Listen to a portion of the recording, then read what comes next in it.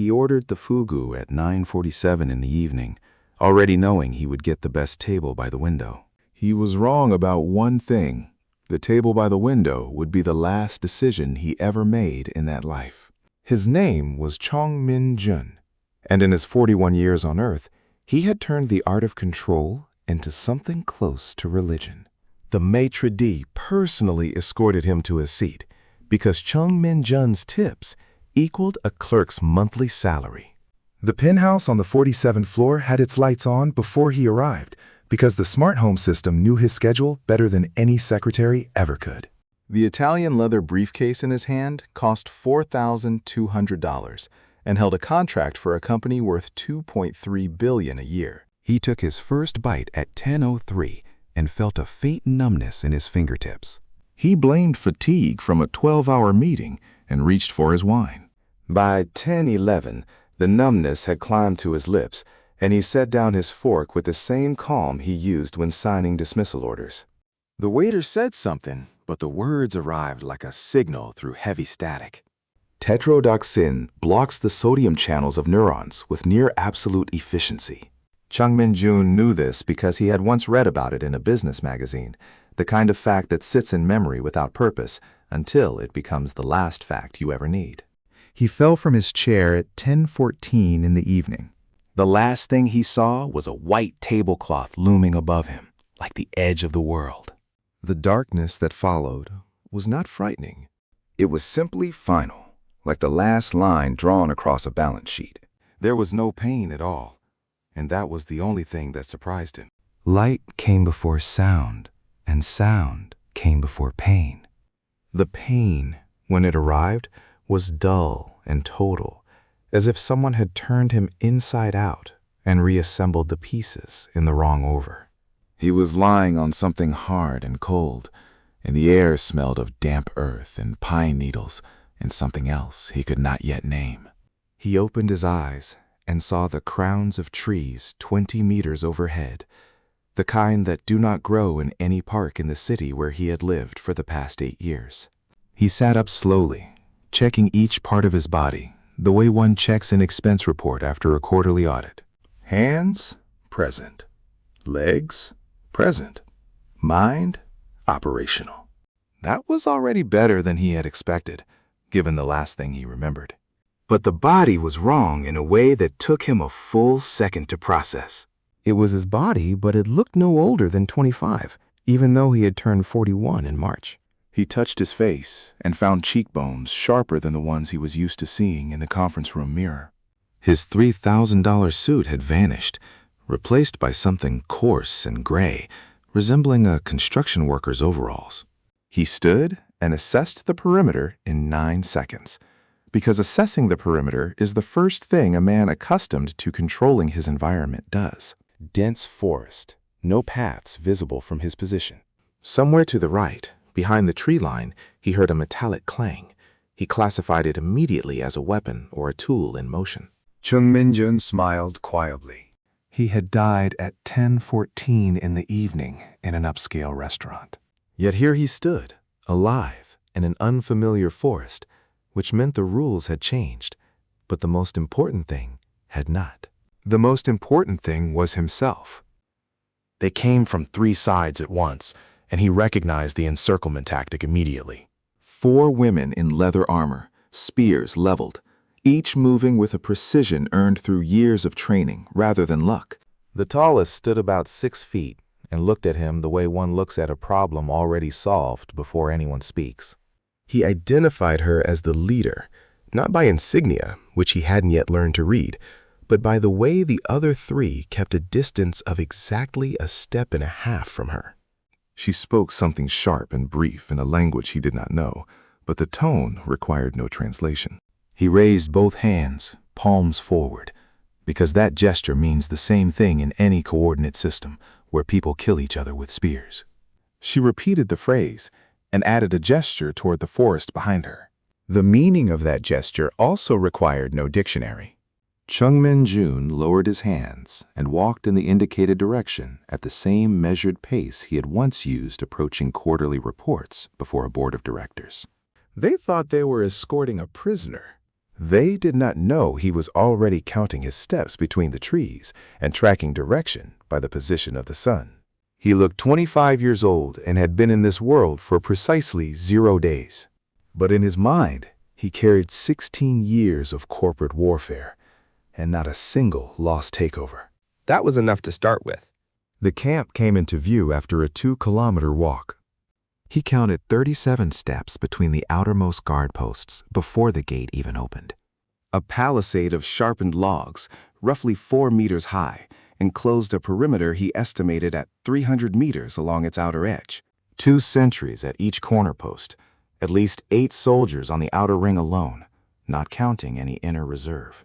The gate opened before the squad reached it, which meant continuous perimeter monitoring, not scheduled patrols. He logged this as the first asset. Disciplined reconnaissance is a resource, not a threat, if you know how to approach it correctly. Inside, the camp divided itself into 3 zones separated by well-trodden paths. He read the structure in 20 seconds, the way one reads an organizational chart. Left zone, supply, based on the smell of smoke and leather converging in one spot. Central zone, barracks, evidenced by identical structures spaced at equal intervals. Right zone, separated by a solid wooden fence within the main perimeter, and they did not lead him there. Which was, in itself, telling. He was handed to 2 younger escorts at the entrance to the central zone. They held their spears with less confidence, and he immediately revised his assessment of their combat experience downward. They led him into a windowless building with a single door and left him alone. He read that decision instantly. They didn't know what to do with him, which meant they had no protocol for someone like him. The absence of protocol is not a weakness of the enemy. It is an open door for those who know how to use it. Chung Min Jun sat cross-legged on the dirt floor and closed his eyes, not to rest, but because the ability to wait is also a tool of pressure. She arrived 40 minutes later, timed by the shift in light through the single crack between the wall planks. The woman entered alone, without a spear, but with a short blade at her belt. She carried herself the way people do who are accustomed to a room changing the moment they step inside. About 40 years old, with a scar running from her left temple to her chin, and a gaze that contained not a single superfluous movement. He raised his assessment of her immediately. She spoke several sentences in an even voice, and he listened, not to the meaning, which he couldn't yet grasp, but to the rhythm, the pauses, and the stress patterns. Because language is a system, and every system has a structure. He replied in Korean that he understood she had come to establish contact, that he posed no threat, and that he was ready to negotiate. She listened to his speech with the same composure she had used while he listened to hers. That was the first sign of intelligence, and he logged it as positive. Then he did something no one had taught him, but which he had developed across years of negotiations with partners from 7 different countries. He picked up a small stone from the floor, drew a line in the dirt, placed 2 smaller stones beside it, and looked at her.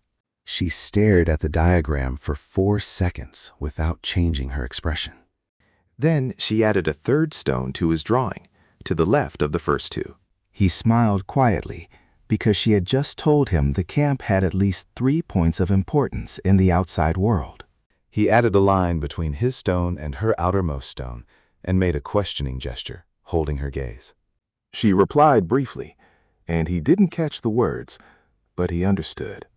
She pushed his stone away from hers, into her palm. Negative. He nodded and accepted it, not as a defeat, but as data, because the first round of negotiations never yields a result. It only yields information. There was already enough information to be in. She left and returned an hour later with food, which meant he had been classified as a prisoner to be fed, not a threat to be eliminated.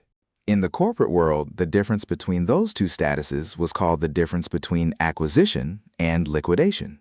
He had always preferred the former. He ate everything because the body is a resource, and a resource requires maintenance regardless of circumstances.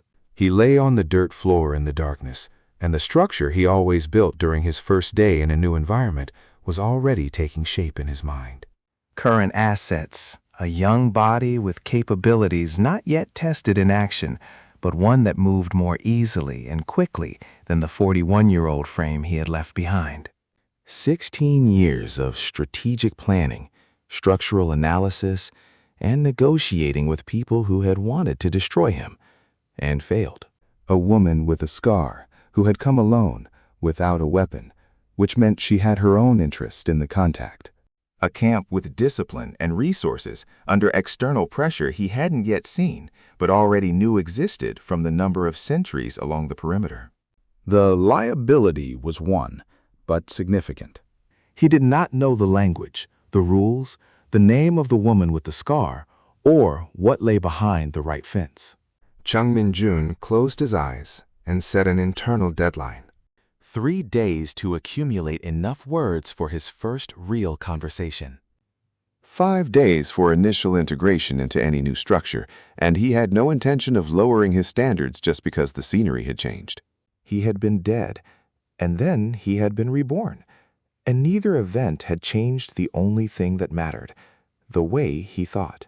The woman with the scar arrived the next morning, and he was already waiting for her, sitting upright, with the stones rearranged in a new pattern. He had spent the night without sleep, not because he couldn't, but because the first 48 hours in a new structure are the only window when observation yields maximum returns. Through the cracks in the wall, he had heard the changing of the guard 3 times and calculated a 4-hour interval, 6 shifts a day, at least 12 soldiers in constant rotation on the perimeter alone. She walked in, saw the new diagram, and paused for 1 second longer than the day before. That extra second told him he had read the format correctly. He pointed at himself, spoke his name clearly, twice. Then he pointed at her and said nothing, letting the silence become an open question without a question mark. She looked at him for 3 seconds, then spoke a single word.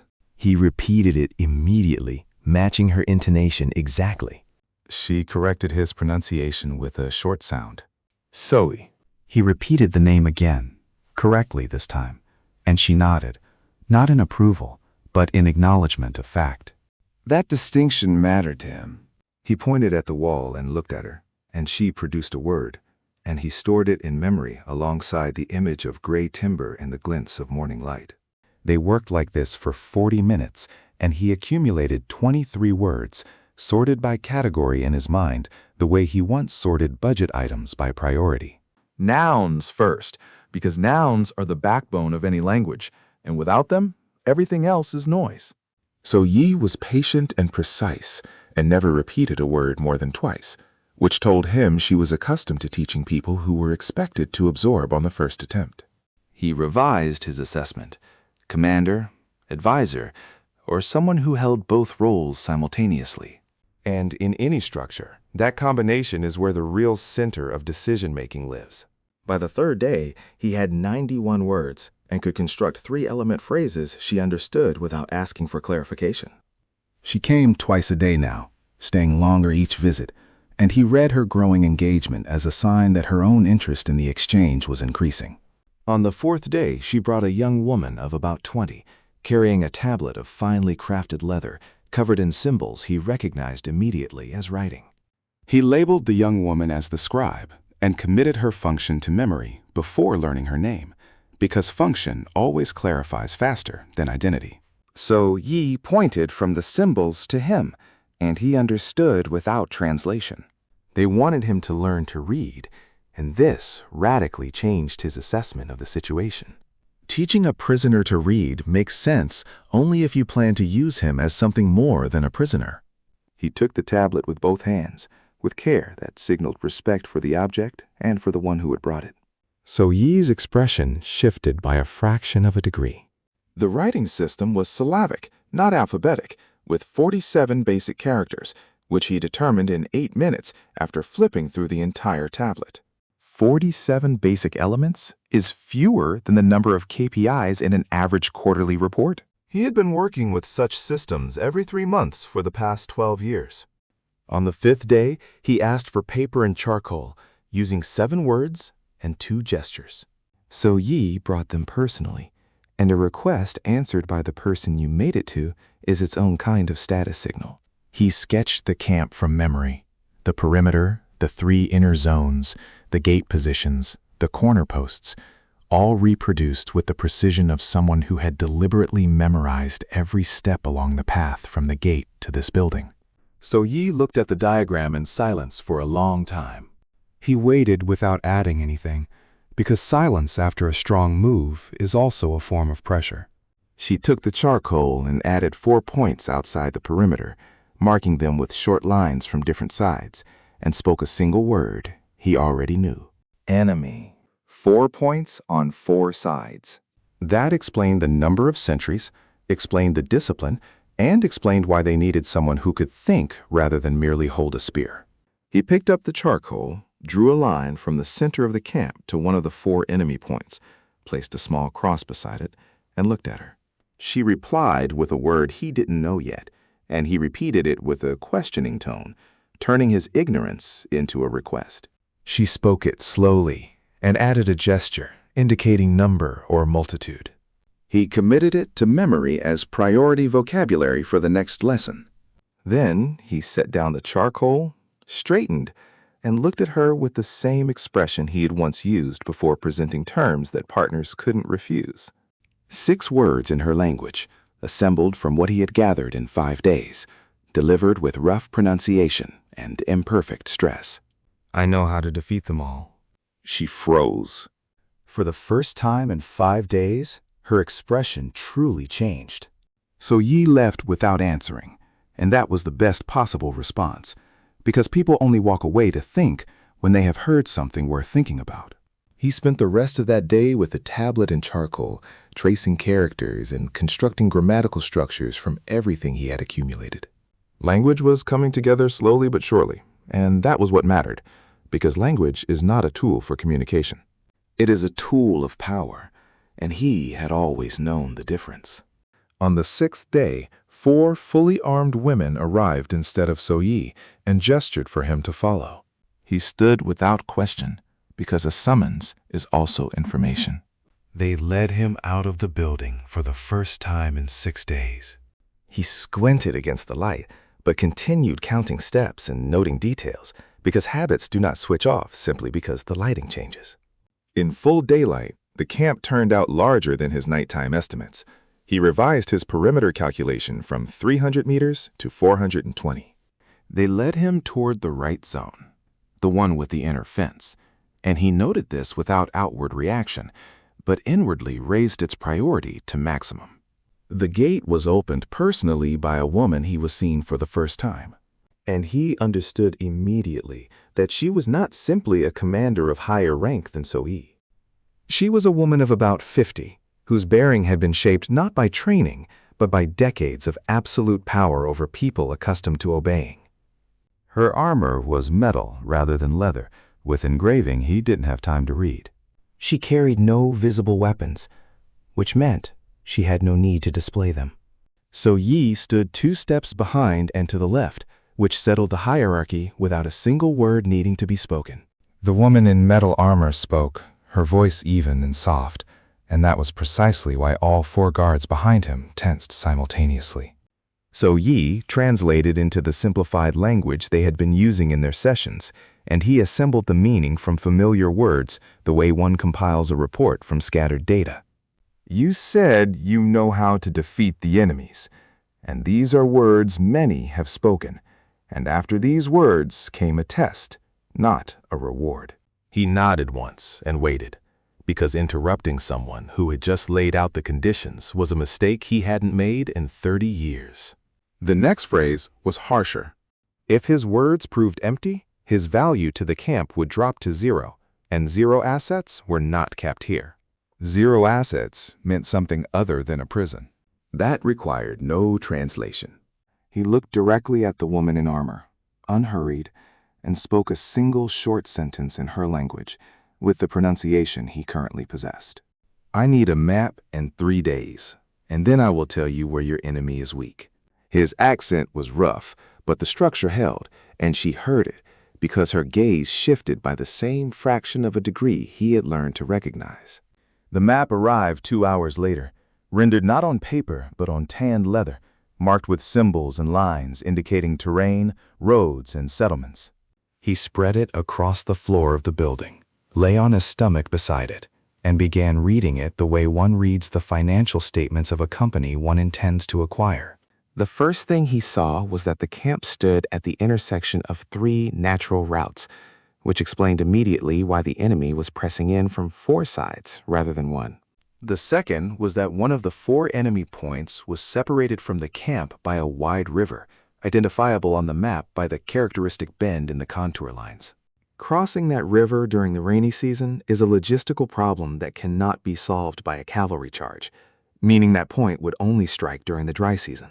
Third, and most importantly, the remaining 3 enemy positions were arranged so that a simultaneous attack from 3 directions created a corridor between the southern and eastern points no more than 1.5 kilometers wide. A 1.5 kilometer corridor is a bottleneck. And a bottleneck is a place where the enemy's numerical superiority ceases to matter, because exactly as many fighters as the width allows can enter at once, not as many as wait in reserve. Chung Min Jun smiled quietly, because he had spent 6 days in this new world and had already seen things that people who had lived here their entire lives had not. So Yi came alone that evening, without her tablet, and he understood immediately. This was not a lesson, but a different kind of conversation entirely.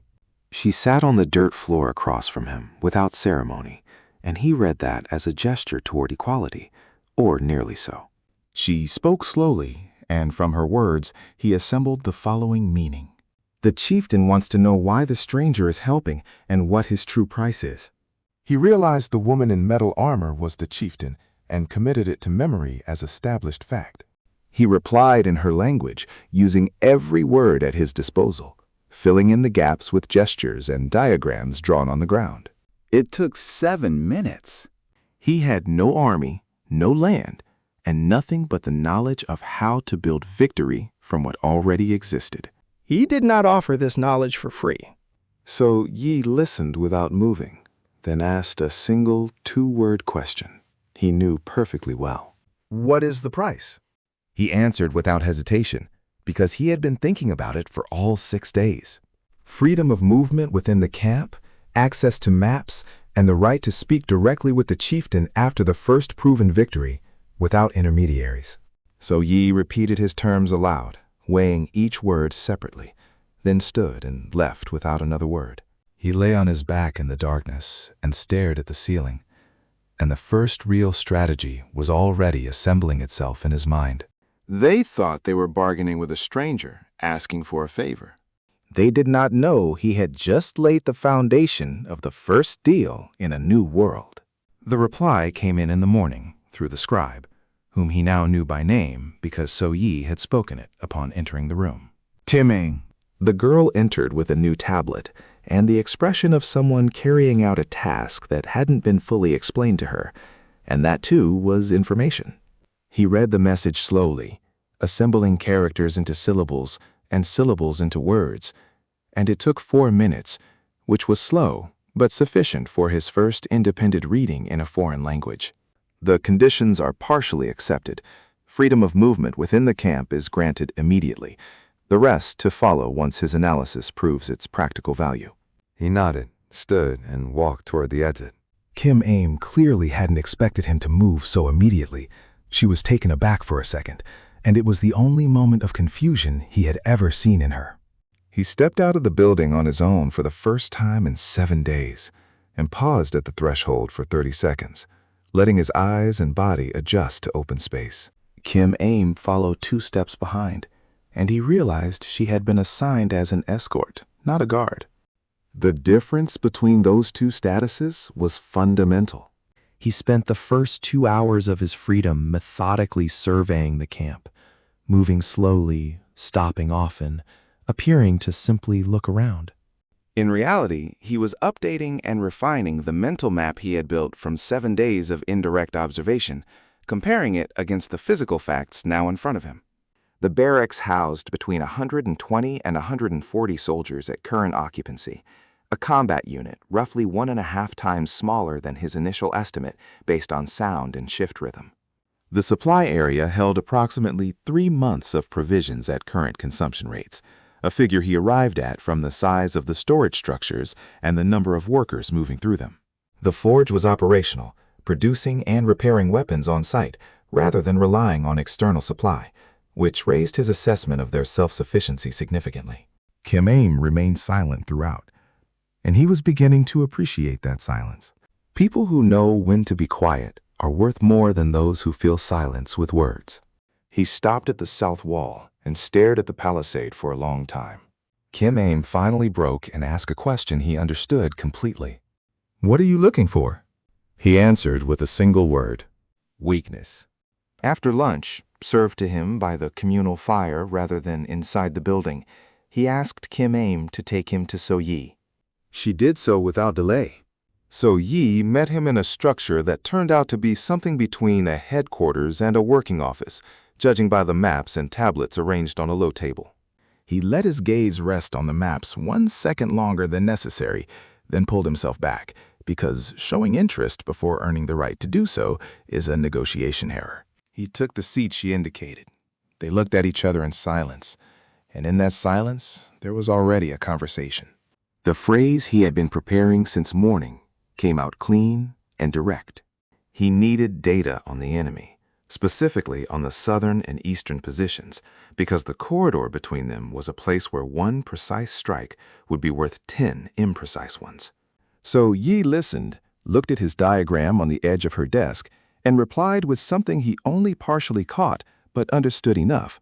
"We have the data, but it was bought with blood, and we don't hand it to a stranger who appeared out of nowhere a week ago." He smiled quietly, because this was a standard negotiating position when a partner holds a resource but isn't confident in the exchange. He replied briefly and without elaboration. "Then take me on a reconnaissance mission, and I'll show you what I can do with the data right on the spot." So Yi looked at him for 4 seconds, then stood, and he understood the conversation was over and that she had gone to the chieftain. Permission arrived 3 hours later, along with equipment he laid out on the floor and examined with methodical care. Leather armor fitted roughly to his size, a short knife at the belt, a cloak of coarse dark fabric that served as camouflage in the night forest. They hadn't given him a ranged weapon, and he hadn't expected one. Giving a stranger a bow is a matter of trust, and trust is built slowly and lost quickly, here as everywhere. So Yi explained the route that evening using a leather map, and he listened and memorized it, asking questions with the words he had, and she answered with patience. 5 people in the group, including him. Observation only, no engagement, no contact. Return with data, not glory. She delivered the last point with an intonation that made clear it was not a request.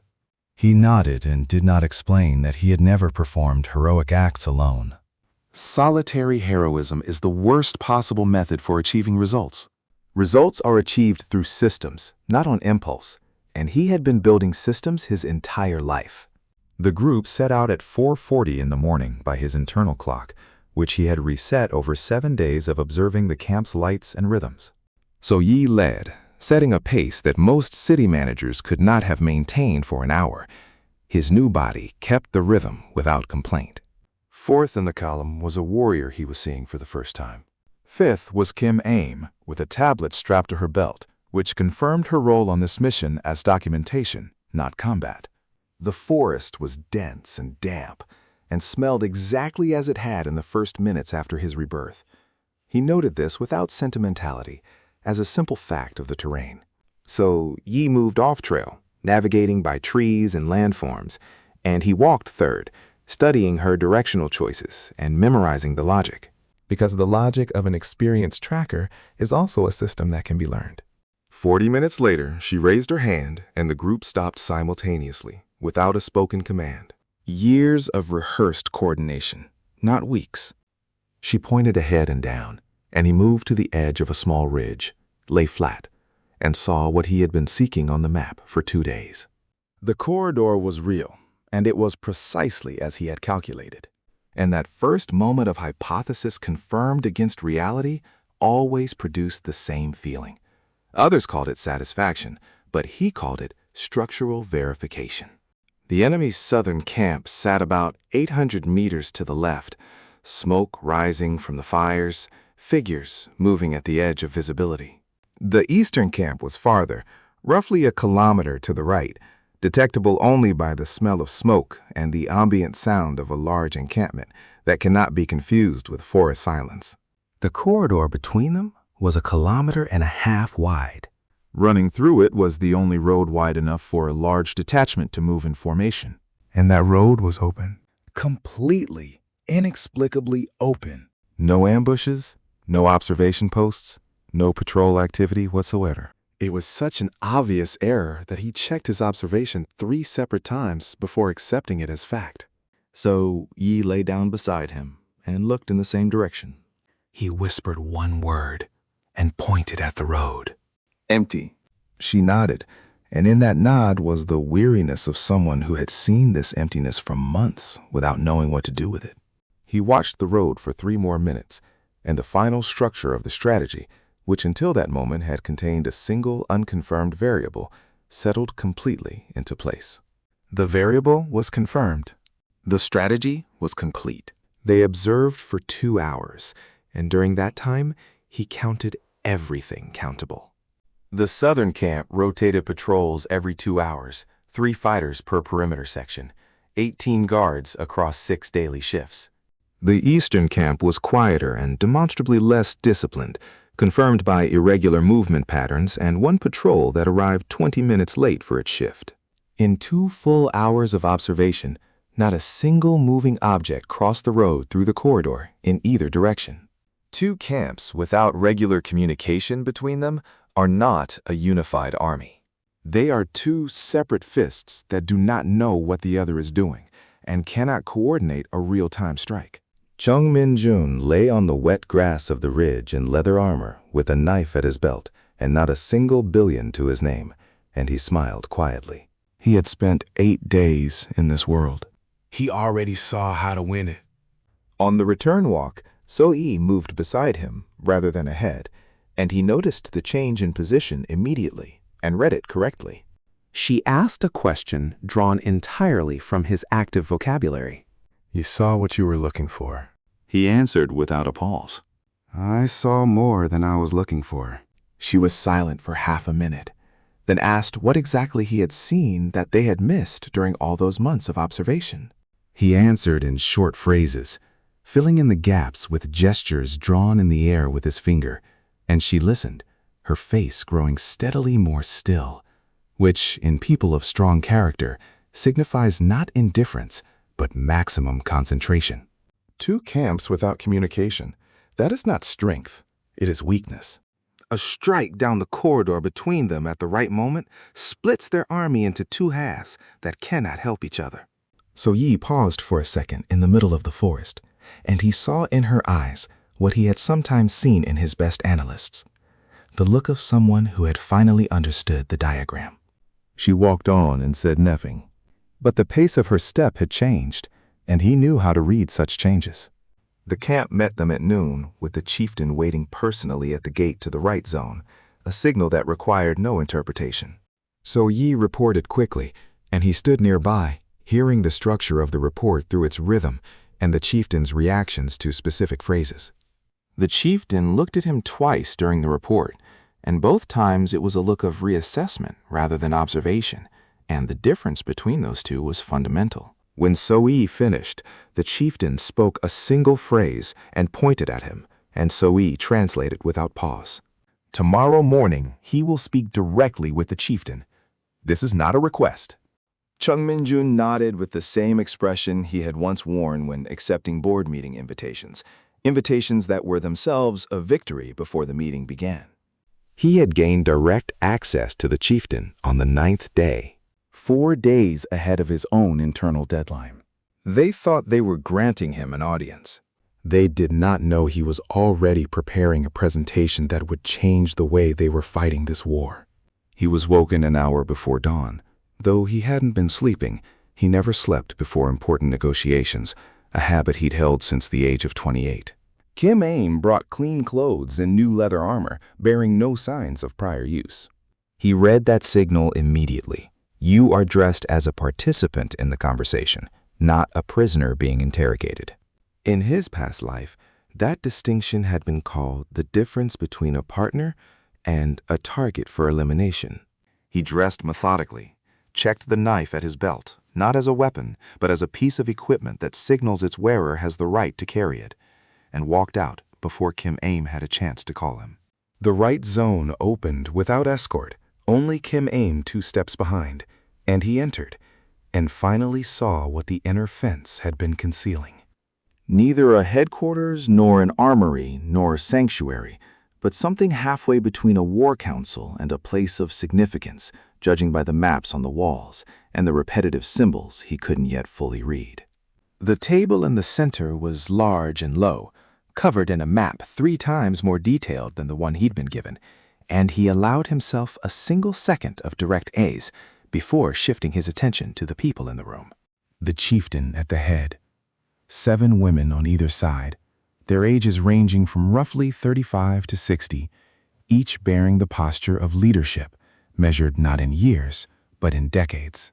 So Yi stood at the left wall, interpreter, not participant.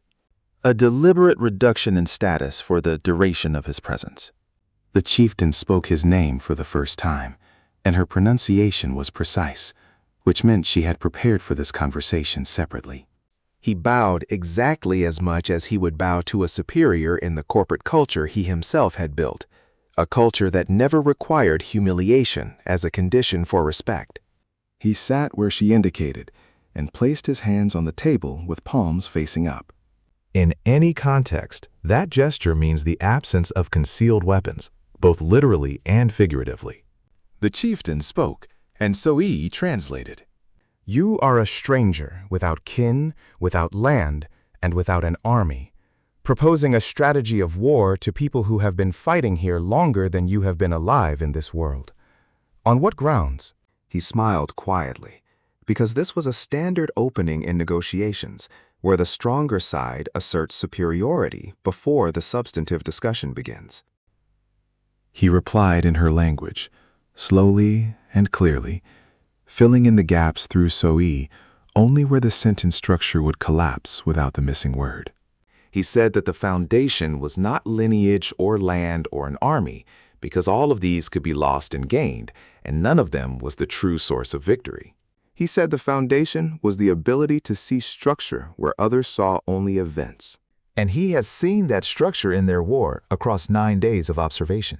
He said their enemy was strong in numbers, but weak in cohesion, and a divided army was not an army. It was 2 detachments that could be destroyed one after the other if one knew when and where to strike first. The council listened in silence. He read each face the way he read shareholders during a quarterly report, when the numbers are good, but not everyone has realized it yet. 2 of the 7 watched with undisguised interest his first expected allies.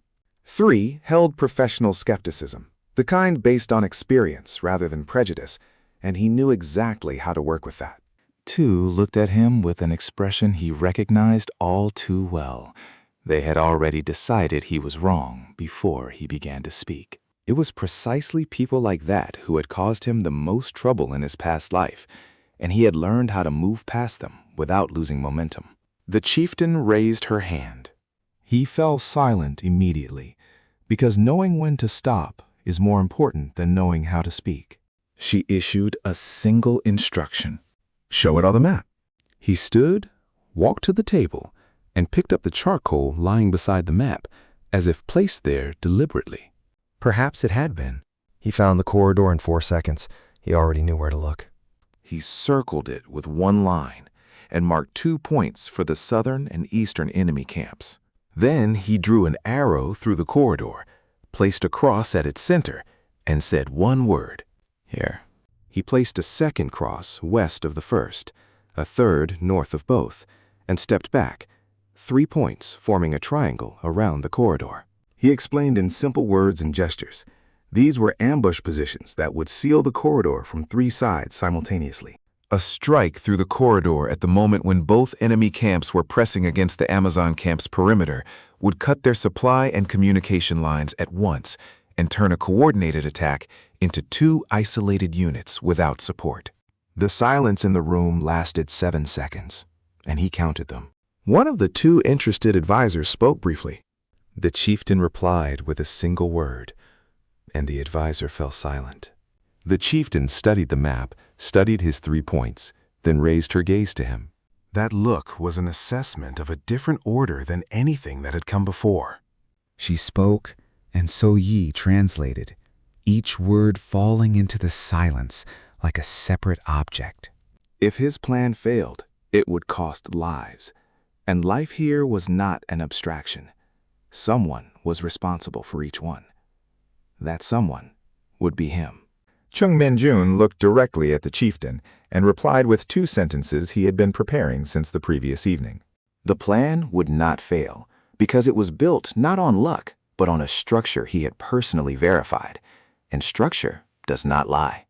But if he was wrong, he would be the first to accept responsibility personally. And these were not just words. It was a condition he had set for himself. The chieftain was silent for 10 seconds. Then she said a single word, and so he did not translate it, because he already knew it. Agreed. He set the charcoal down and stepped back. And in his mind, the next phase had already begun. Because approval is not a victory. It is permission to begin work. They thought they had given the stranger clearance for a single plan. They did not know this plan was only the first in a sequence he had already mapped in full from beginning to end. So Yi was waiting for him at the exit of the right zone, which was no coincidence, because there were no coincidences in a camp with this level of discipline.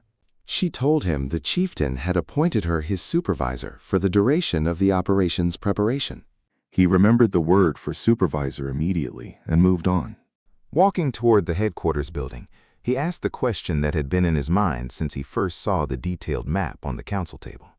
How much time remained before the enemy's next attack, according to their intelligence? So Yi said the current estimate was between 7 and 14 days, a range that meant the enemy was also actively preparing, and that their intelligence was live. 7 days was the minimum threshold for preparing the operation he had described to the council. He began calculating resources immediately.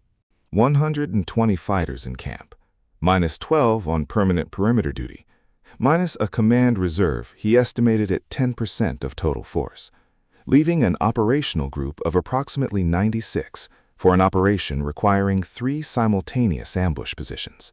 32 men per position. That meant committing the entire combat force to the operation without a reserve. He stopped in the middle of the courtyard and stood with his eyes closed, running through the numbers. So Yi stopped beside him and waited. Reserves are always necessary, because a plan without reserves is a plan that collapses at the first unforeseen circumstance, and unforeseen circumstances always exist. In the headquarters building, he spent 4 hours with the detailed map, So Yi seated across from him, answering questions.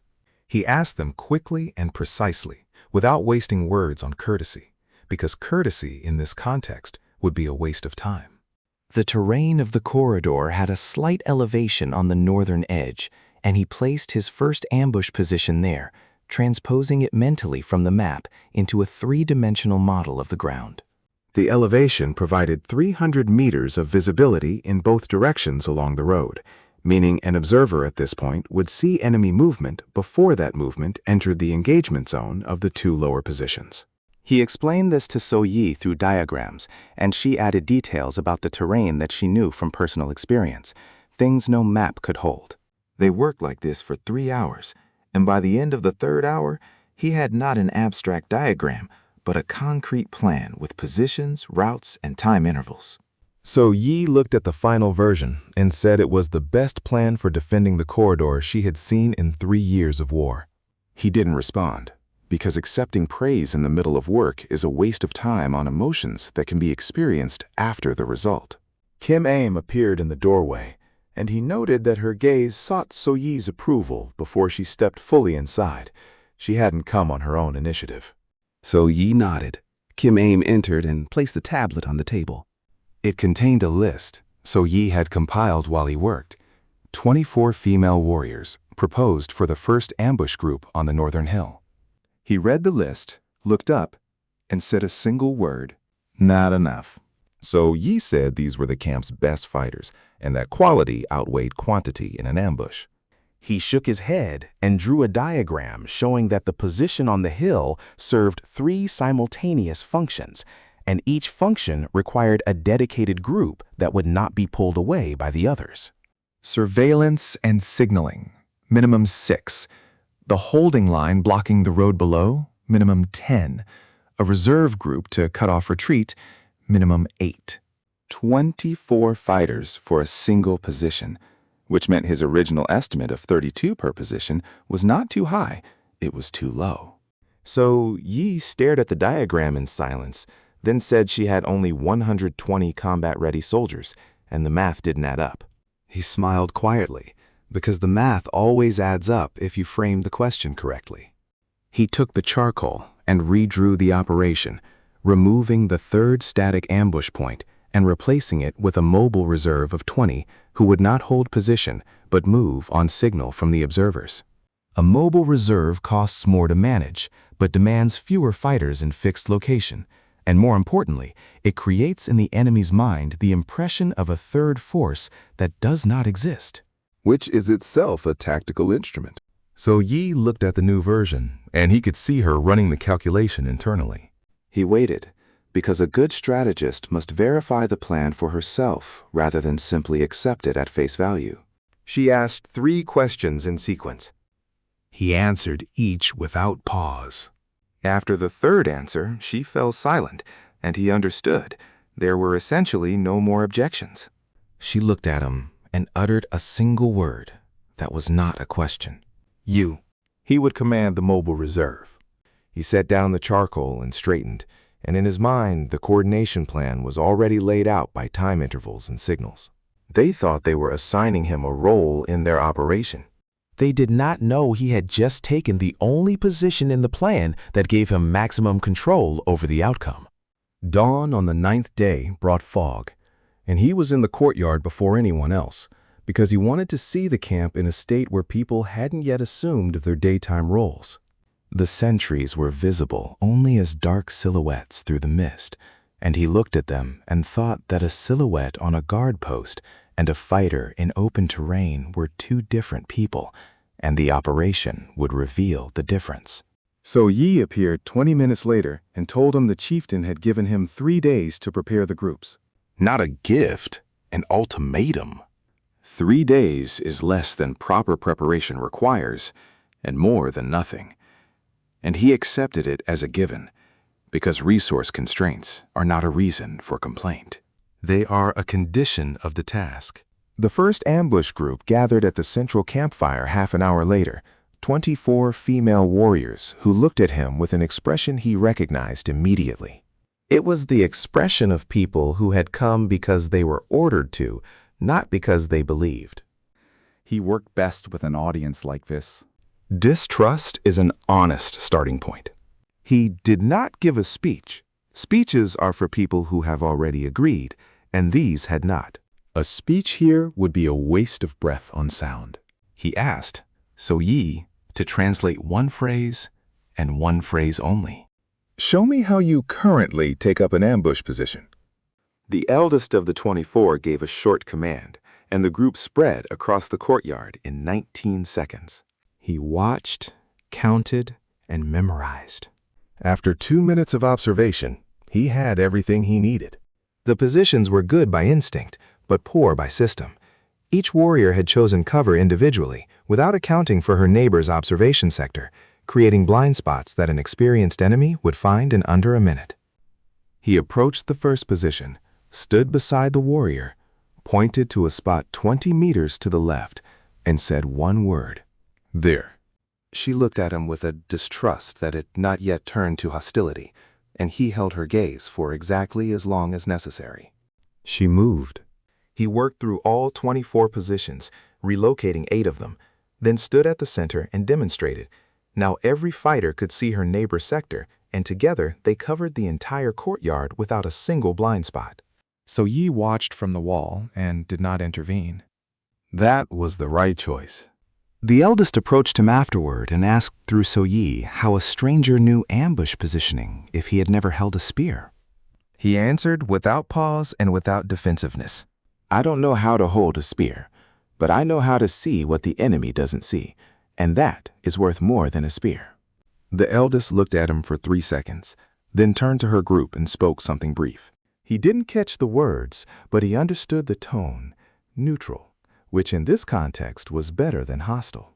He spent the second half of the morning building the signaling system, because the mobile reserve plan only functions if signals between groups arrive without delay and without error. 6 signals, built from combinations of sound and movement, requiring no words, inaudible beyond 50 meters. The group practiced, and the first 20 minutes were chaos, as they always are when any new system is introduced, and he expected it. After 40 minutes of repetition, the chaos gave way to order, and the transition from signal to correct group response was timed at 8 seconds. 8 seconds is poor for a final result, but acceptable for the first day of training. He told them so through So-yi, without softening it, because fighters who have been at war for years do not need encouragement for a mediocre result. After lunch, he worked with the second ambush group, and here he encountered a problem he had not anticipated. The second group was on average 5 to 7 years younger than the first, with higher discipline but lower experience. That combination produces manageability without flexibility, and flexibility is exactly what the field demands when orders stop arriving. He changed his approach entirely. Instead of rigid positions, he gave them a principle. Your position is not a fixed point on the ground. It is the distance to your neighbor and the angle to the road. If your neighbor moves, you move, because the system matters more than the location. This was harder to convey with his current vocabulary, so he demonstrated it with his body, moving through the positions himself. Kim Aim intervened unexpectedly. She rephrased his explanation in language the group understood better than his pronunciation, and the second group grasped the principle on the third attempt. He looked at Kim Aim, and she looked away, but without embarrassment. He decided she was considerably smarter than the role of scribe had led him to believe. By the evening of the third day of training, the first group's signal response time had dropped to 3 seconds, a result he could defend before any board of directors in any country. The second group held their positions 8 times out of 10, and 8 out of 10 is a working standard for an operation where the enemy is unaware of what awaits them. So-yi came to him at the end of the third day, after the groups had dispersed, stood beside him, and they looked in silence at the empty courtyard. She asked who he had been in the world he had come from. He replied with a single sentence, his pronunciation now requiring almost no correction. I was a man who won wars without bloodshed. Now I am learning to win wars where there is bloodshed. So-yi remained silent for a long time, then left without adding anything. And he was alone in the courtyard, the operation fully formed in his mind and ready to be executed. Intelligence returned 3 hours before midnight, and he hadn't been sleeping, because intelligence always returns not according to schedule, but according to circumstances. So-yi came to him 10 minutes after the guards opened the gate, her pace quick but not panicked.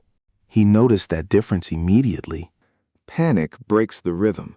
A quick stride with a steady beat signals urgency without loss of control. She entered without knocking, because knocking is courtesy, and courtesy is for when there is time, and right now, there was no time. The enemy had moved up their attack. Not in 4 days, in 20 hours at most. This changed the entire logistics of the operation. He looked up from the map on the floor and asked a single question. Is the data precise or probabilistic? She replied that the scout had personally observed movement from both enemy camps and counted the columns. Precise data, not an interpretation of tracks. He stood and recalculated the entire timeline in his head. 20 hours is a different kind of mathematics than 4 days. 4 hours to rouse and equip all 3 groups, given that half the camp was asleep, and a combat wake-up is not a morning roll call. 3 hours for a night march through the forest to the corridor. A night march runs 30% slower than a daytime one. 2 hours to occupy positions, verify sectors, and run the signaling system in actual terrain rather than a courtyard. Their remaining time waiting in position, the hardest thing there is for any soldier, because the body cools and attention wanders, and you must address that in advance. 9 hours total for preparation and deployment. 11 hours remaining until the expected strike. Enough, provided the enemy did not accelerate again. He laid out the calculation for So-Yi in 2 minutes flat. She listened without interrupting. When he finished, she said one word. Commander. They walked to the right zone together, and for the first time he went there not as someone summoned, but as a man delivering a report, and it felt like a different journey along the same road. The chieftain had not been sleeping, which did not surprise him. People with absolute responsibility for others do not sleep when intelligence arrives in the night.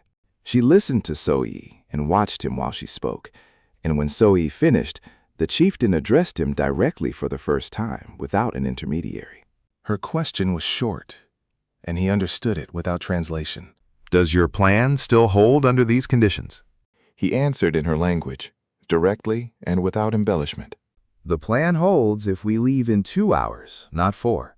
The chieftain looked at him for 3 seconds, then issued a command toward the door. 10 seconds later, the wake-up signal rang out across the camp, a sound he heard for the first time, but recognized immediately from So-Yi's reaction. The camp was combat-ready and assembled in 18 minutes. He revised his assessment of their discipline upward by 1 full level. He stood in the courtyard watching the groups form up, scanning their gear for deviations from what he had seen in training, because deviations in equipment are the first signal of deviations in the mind. Kim Aim appeared beside him with a new piece of charcoal, and he understood she had come on her own initiative, without orders. He committed that detail to memory. The first commander of the first group approached before they set out and addressed him directly. She said her warriors would go wherever he told them, but if the plan failed them, that would be the last thing he ever said to anyone in this camp. He looked at her calmly, without haste, and replied without hostility. If the plan fails, there will be no point in my speaking, because I am going first into the corridor with the reserve, and there is no safe place there for those who have made a mistake. The first commander looked at him for a long time, then nodded once and walked back to her group. He turned to So-Yi and saw that she had heard every word. She didn't comment, and he expected none. The column moved out 2 hours after the reconnaissance team arrived, exactly as calculated, and the night forest closed around them. He walked in the middle of the column, beside the reserve group, and ran a final parallel verification of every variable in his mind, the way one reviews code before launching a system that cannot be stopped once started. Open corridor. Confirmed personally. 2 camps without intercommunication. Confirmed by observation. Signal system with 3-second response. Confirmed by training. Mobile reserve of 20 under his direct command. Confirmed by the chieftain. All variables held. They reached the corridor 20 minutes ahead of schedule. So-Yi knew forest paths not marked on the map and had cut the route through a ravine he hadn't factored into his calculations. He committed this to memory as a debt, because another person's knowledge that saves your plan is a debt that must be acknowledged. The groups took their positions in total darkness, and he stood with the reserve in the center of the corridor, hearing only the forest and his own breathing, and the 20 people around him, who also knew how to be silent.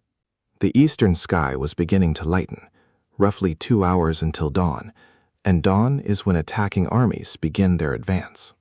Darkness covers assembly. Light is needed for the strike. Chung Min Jun stood in the corridor between 2 enemy armies with 96 fighters at his disposal and a plan built on a structure he had observed 9 days earlier in a foreign world. They thought they were marching to attack the camp they had studied for months. They did not know the camp was no longer behind the palisade. It was here, in the corridor they had left open. Dawn came at 5:47 by his internal clock, and the first minutes of daylight were a silence that pressed on the ears more heavily than the night. He stood with his reserve in the hollow between 2 slopes and could see the northern hill where the first group had settled into position. The signal to confirm the southern point had come on time. 20 reservists stood a few steps apart, breathing evenly, and he could hear that steady rhythm as if it were the sound of a system prepared and waiting to launch. The first signal came from the northern hill at 6:03, 3 short taps on a tree, indicating a column moving from the enemy's southern camp. Force. More than 50 men. He raised his hand, and the reserve went still. 20 men dissolved into the forest so completely that he momentarily lost sight of the two on the far ends. The second signal came 4 minutes later from the southern ambush point. 2 taps, a pause, 2 more. Movement from the east, force comparable in size to the southern column. Both armies moving simultaneously, confirming the main hypothesis of a coordinated strike and simultaneously confirming that coordination was only in timing, not in position. The southern column entered the corridor first, and he heard them before he saw them. A large unit moving through forest makes a sound the trees cannot fully absorb. He counted approximately 70 fighters by footfall, more than his baseline scenario had accounted for.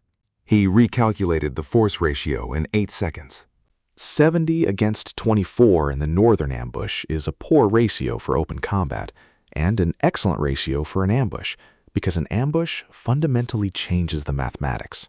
In a proper ambush, the first 5 seconds belong entirely to the one who organized it. And the first 5 seconds decide the outcome, because a demoralized enemy is half as dangerous as its numerical count. The column passed his position at a distance of 40 meters, and he saw their faces, looking forward, toward the Amazon camp. Not a single head turned in his direction. They thought they knew where they were going for. They did not know they had already passed the point of no return. He gave the signal to attack from the northern high ground himself, waiting until the rear of the column had fully passed his position, so the entire column was inside the corridor, with no room to turn back quickly. The first group struck downhill, and the physical advantage of attacking from elevation in close combat is worth more than numerical superiority. He heard the impact, the shouts, the clash of spears and metal, a sound he was hearing for the first time in this life, but recognized without needing prior familiarity. Because some sounds require no introduction. The southern column fractured, and the fracture was audible in the way the sound shifted from rhythmic to chaotic. Chaos in the ranks was exactly what he had been waiting for to commit the reserve. He raised his hand, and 20 men moved from the low ground into the corridor, and he led them, because he had made that promise to the first commander, and he always kept his word. The reserve struck the center of the column from the flank, precisely as the head and tail were already engaged with the first group, splitting the column into 3 sections that could not assist each other. 3 sections without communication and without command are not an army. They are 3 groups of frightened people, and frightened people make mistakes that calm people do not. The eastern column entered the corridor 6 minutes after the southern engagement began. Sound of battle is a forward signal when 2 armies coordinate only by time, and they did exactly what he had calculated they would do. The second ambush group met the eastern column at the southern position, and he tracked it as a second layer of sound over the first, his mind splitting the 2 combat zones and monitoring each independently. 8 minutes in, a signal came from the northern hill that was not part of his system. 5 rapid taps, unplanned. He paused 1 second to interpret it, then moved the reserve to the northern hill, because the reserve exists precisely to respond to what the plan did not account for. He climbed the hill in 90 seconds and saw what had happened. The southern column had fragmented into 3 parts, 2 of which had already ceased organized resistance, while the third was attempting to retreat through the corridor. The first commander had created a new signal under combat conditions and used it without hesitation. That is the mark of a smart fighter, one who doesn't wait for the plan to cover every situation. He cut off the retreat route with the reserve, and the retreating section of the southern column was caught between 2 fires. 2 minutes later, they laid down their arms. It was a sound he had never heard before in this world, but he recognized it immediately. The Eastern engagement ended 4 minutes later, the sound fading from combat to aftermath.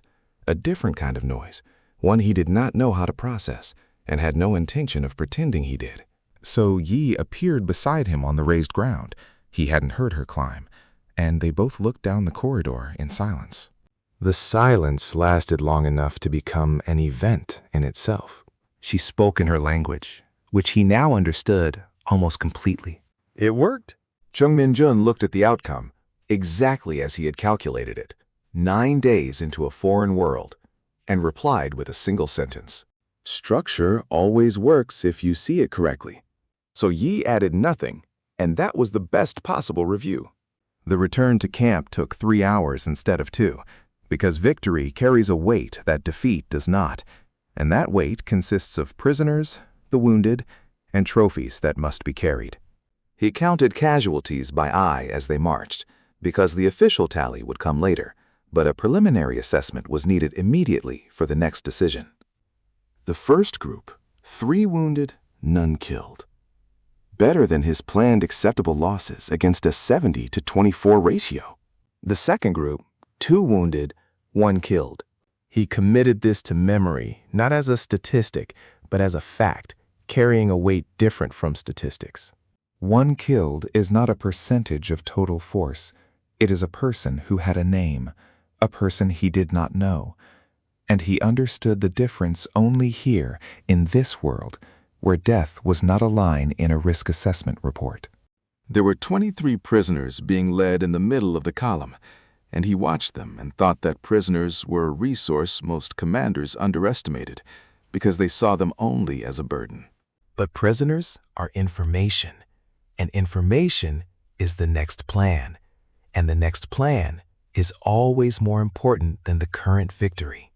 The camp gates opened before the column reached them, and the chieftain stood personally at the gate. He saw this from a distance and took it as a signal requiring no interpretation. When the chieftain's gaze finally settled on him, he held it directly and without posture, because the result spoke for itself, and adding a pose would have been a mistake. After So Yi's brief report, the chieftain addressed him directly, without intermediary, for the first time. You have fulfilled the condition. Now you speak to me without intermediaries. I am listening. He replied immediately, because a pause after such a statement is a sign of weakness, not dignity.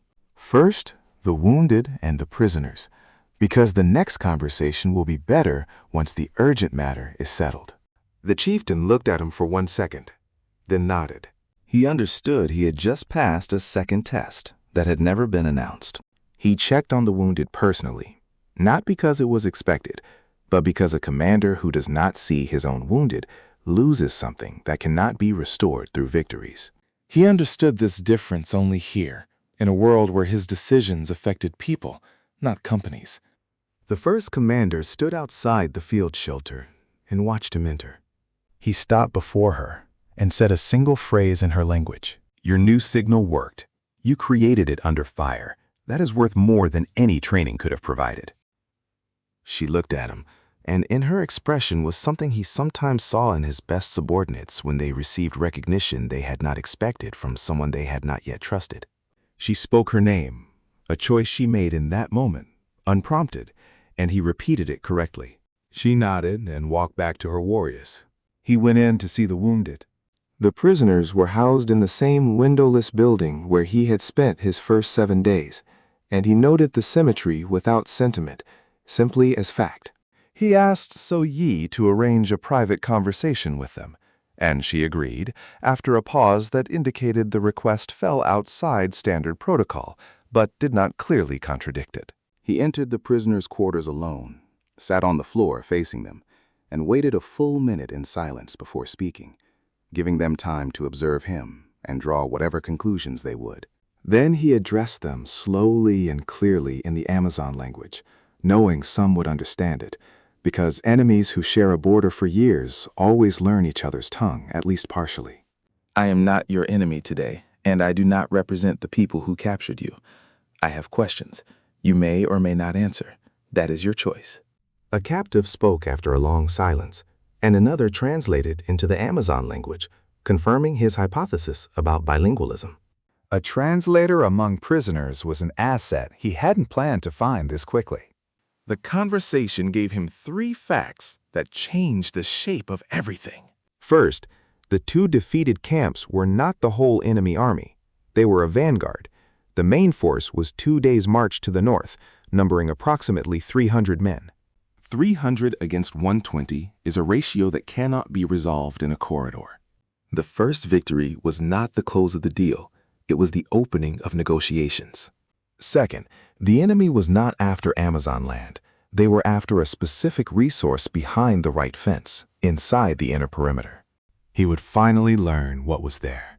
Third, the enemy had an ally within the region supplying intelligence on the camp, which explained how they knew defender numbers well enough to coordinate a 2-directional strike. He emerged from the prisoners' building and found So Yi and said one sentence. I need to speak with the chieftain tonight. It is urgent, because this morning's victory is smaller than it appears. So Yi looked at him, and her expression carried a question. He answered before she asked it. Their real army hasn't arrived yet. The chieftain received him that evening in the right zone, meeting him personally at the entrance, a timing and gesture chosen deliberately, he was certain. Inside, he finally saw what the inner fence had been concealing across all 12 days of his presence in this camp. Not an arsenal, not a command center, not a sanctuary. A water source, and not merely a spring, but a system of carved channels that collected rainfall from the surrounding terrain and directed it into several graduated reservoirs. He estimated the capacity at 6 months of supply for the entire camp without any external sources. And that explained everything. Why the enemy came here, why the camp stood precisely at this intersection of 3 routes, why the chieftain guarded this zone with her own presence. Control over water in a region of hostile tribes is not a tactical asset. It is a strategic lever that outweighs numbers, weapons, and any short-term battlefield victory. Chung Min Jun stood beside the main reservoir and smiled quietly. He had spent 12 days alongside the most valuable asset in this world and had not known it. The only analytical error he could hold against himself across the entire time. The chieftain told him she had known about the 3 facts he had discovered from the prisoners. She had known before he did. She had been waiting to see whether he would find them on his own. He accepted this without irritation, because testing is a reasonable procedure when dealing with an unknown variable. She said the 300-strong main force was a problem she could not solve with what existed inside the perimeter. And that was precisely why she needed someone who could see structure where she saw only a wall. He answered directly and without preamble. 300 men cannot be taken in a corridor. A corridor is a tactic for a divided army. These 300 move as a single unit. A single unit must be divided before battle, or bypassed through allies. The chieftain applied a single word, one he knew meant both no and impossible, to the question of allies. Neighboring tribes either maintained neutrality by trading with both sides or harbored old grievances against the Amazon that prevented them from standing together even against a common enemy. Trade relations are a lever. Old grievances are also a lever, if you know how to apply pressure correctly. Then he asked about the internal ally, the source of intelligence that had reached the enemy. The chieftain was silent for 5 seconds. It was the longest pause he had ever seen from her. She said the name, and he could hear a fraction of a tone change in her voice. Park Chung-hee, a woman who had left the camp 8 months ago after a public dispute with the chieftain over methods of warfare, and who had since been supplying the enemy with data on numbers and positions. She had gone west with 30 followers and established a separate camp 3 hours away. 30 people from a splinter group, driven by personal grievance, were not the enemy's true allies. They were people who had been used, who had not yet understood they were being used as expendable pawns. He looked at the chieftain and assembled a sentence carefully, because the structure was complex for his current vocabulary. Park Chung-hee is not an enemy. That is a mistake that can be corrected, and a corrected mistake is worth more than any neutral neighbor, because she already knows what is happening here. He asked for one condition before rising to leave. He needed to go to Park Chung-gi alone, without warriors, because warriors were a reminder of the conflict, and a reminder of the conflict shuts down conversation before it begins. The chieftain held his gaze for a long time. His logic was sound, and they both knew it. She said a single word. So Yi. Not a prohibition on going alone, but a compromise. So Yi as his sole escort, and he accepted it, because So Yi was smart enough to know when silence mattered more than words. As he walked toward the exit, the chieftain spoke his name. He turned. For the first time in 13 days, she spoke her own name, even, matter of fact, as if it were information rather than a gesture. Lee Jin-ha. He memorized it, nodded once, and walked out. In his mind, a negotiation with Park Chung-gi was already underway, with a person who wasn't present yet and whom he was already winning against. The next morning he stood at the western camp's edge with his hands raised, waiting. And 30 seconds later Park Chung-hee walked out to meet him, alone, unafraid. He recognized her before she was close enough for detail, a woman of about 35 who moved like someone who had made a decision long ago and did not revisit it daily. She accused Lee Jin-ha of sending the stranger to do what she herself wouldn't do. He stopped So Yi from responding with a single gesture, and Park Chung-hee noticed. She noticed that So Yi had obeyed him. He addressed Park Chung-hee directly. Lee Jin-ha didn't send me to do what she won't. She sent me because I'm the only person in the camp with no history with you, and that history is what prevents a real conversation. She asked what he wanted. He told her the truth without softening it. The enemy she was feeding intelligence to would discard her the moment they secured the water. Victors don't need witnesses. And then he said the sentence that mattered. You were right 8 months ago when you proposed negotiations. Lee Jin-ha was wrong, not in her decision, but in the form of it. She knows this. I am telling you this not because I was asked to say it. Park Chung-hee was silent for a full minute, looking past him into the forest. He gave her that time because a decision a person reaches on their own is 10 times more durable than one imposed on them. She asked what exactly he was proposing. He answered with a single sentence. Your 30 people and our 120, plus what I know about the structure of their army. That is a victory neither of us can reach alone. Park Chung-hee looked at him for a long time. Then she said a single word he already knew. Agreed.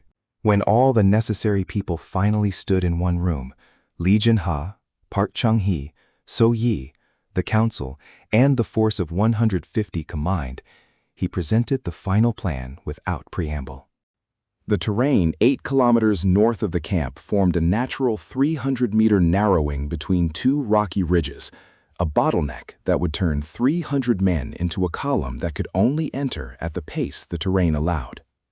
Park Chung-hee's 20 fighters, who had walked that northern route for 8 months and knew every stone of it, would create the appearance of a retreating detachment, drawing the enemy column through the bottleneck before their commanders could assess the terrain and deploy into battle formation. 40 on the defensive line, 25 flanking on each ridge, 20 in mobile reserve under his command, 150 people, one plan, no room for error. Lee Jin-ha looked at him after he finished and said the sentence he would remember not for its beauty, but for its precision. 14 days ago, we brought in a stranger with no language, no weapons, and no land. I didn't know what to do with him. He replied in her language, without the accent of those early days. I didn't know what to do with myself 14 days ago either. Now I know too. The battle at the bottleneck was everything the corridor ambush had been, and something it had not. The structure held, the variables confirmed one by one, and the 300-strong column that had never considered the possibility of meeting organized resistance on an open road was split and slowed and stopped. Chung Min Jun stood at the edge of the narrowing as the last sounds of the engagement faded into the forest, and thought of the man whose armor he was wearing, a commander who had walked to battle and not returned, whose gear now covered a man who had died at a restaurant table and woken up in a forest with nothing but the way he thought. He did not yet have a name for what he was becoming in this world, but he understood, with the same certainty he had once reserved only for numbers, that it would be worth becoming.